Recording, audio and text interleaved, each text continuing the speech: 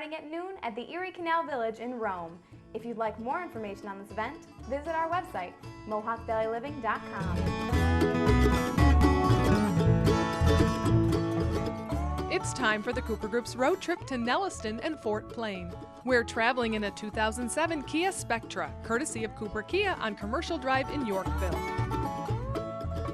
The village of Nelliston was named for one of the founding families, the Nellises.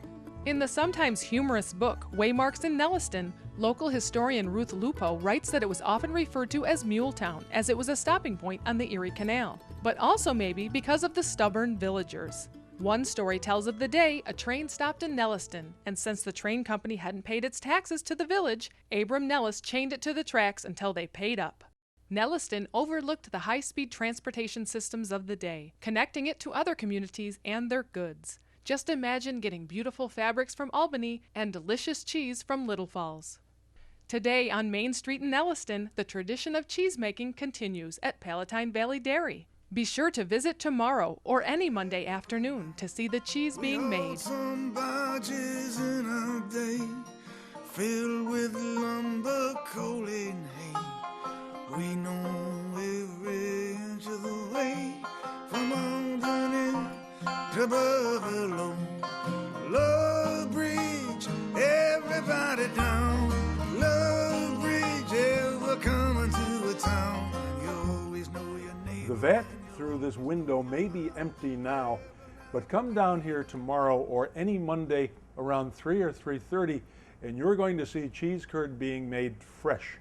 And guess what? It takes 17,000 pounds of milk to make 1,700 pounds of cheese curd.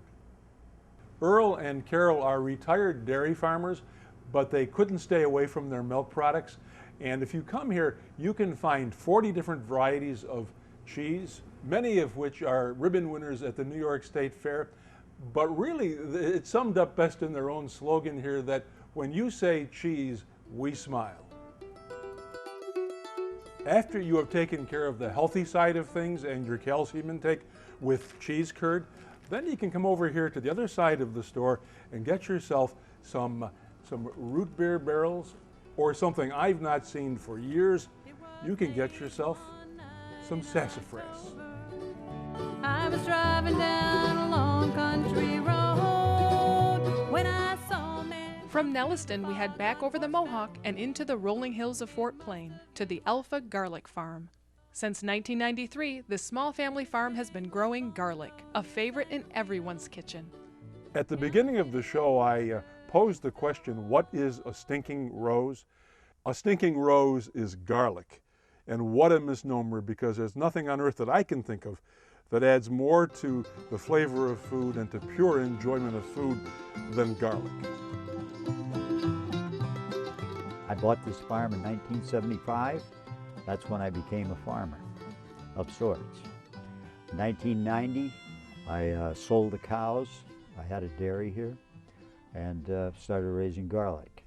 Been raising garlic ever since. It was just a lifelong dream, so to speak.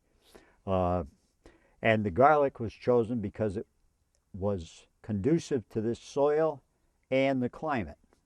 You have restrictions on you as to what you can grow in this area because of the growing degree days. And garlic thrives in a cold winter. So we were off and running. We're planting right now, the middle of October, and then we harvest approximately the middle of July. It's a fun crop to grow, but there is a lot of hand labor involved. You don't hop on a 100 horsepower tractor and take off with a planter and then go back the next year and get it.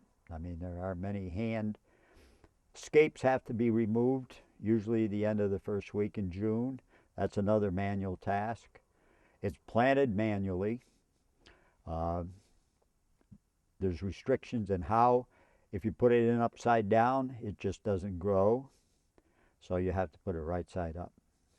The public enjoys garlic more and more every year.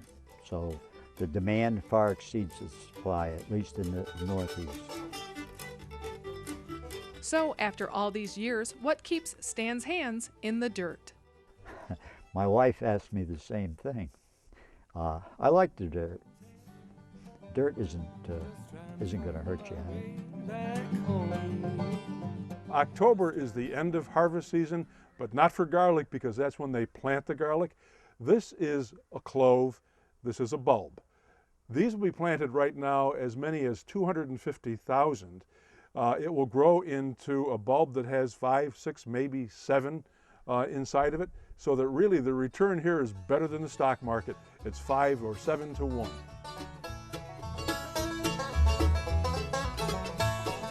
If all this talk of fresh cheese and savory garlic has made you hungry, it's Susies Deli to the rescue.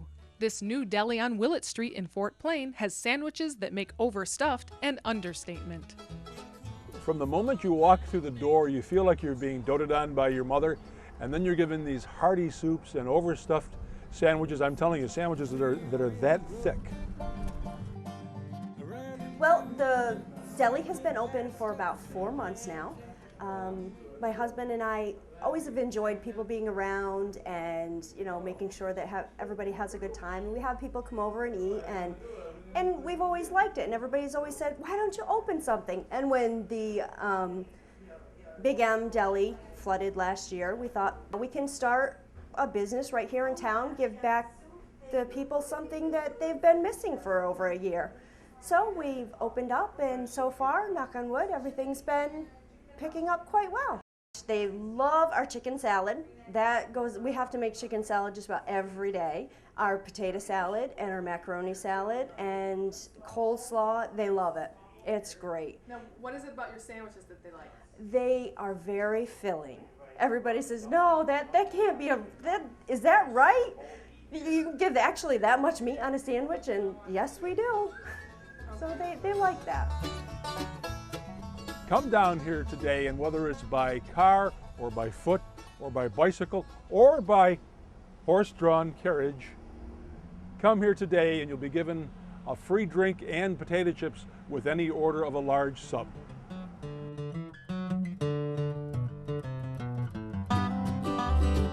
I think of the places I've been and the people that I've met, it's really only a handful. Whether you are visiting Nelliston or Fort Plain, you can stop in between the two here at Lock 15 and have a picnic on the shores of the Erie Canal and the Mohawk River.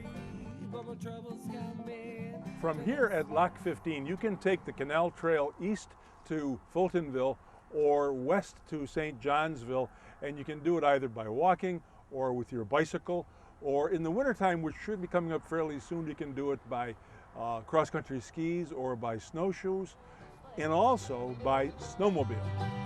It stands among the maples that were planted once with pride and looks out on the rolling hills. I'm standing on the Canal Trail about halfway between Canajoharie and Fort Plain, and I'm standing in front of a white pine. The white pine is a symbol of peace for Native Americans. This tree was planted in honor of Doug Ayers, who died a few years ago. He was a teacher and a historian and a lover of the outdoors. He was also a friend to the Native Americans. It was Doug's dream to have these trees planted throughout the Mohawk Valley as a symbol of peace and harmony between the settlers and the Native Americans. There is a vision that someday there will be one of these trees every mile along the 42 miles of the Canal Trail here in Montgomery County. But as a matter of fact, wouldn't it be nice if there'd be one every mile of the entire distance of the canal from Albany to Buffalo? A few feet from the pine tree, you will find a pile of stones. Now, for the Native American, stones were used to designate burial places. Doug Ayers was given a traditional American Indian burial, and these, no doubt, have been placed here in his honor. Let's see what we can see. It's time for the Cooper Group's road trip.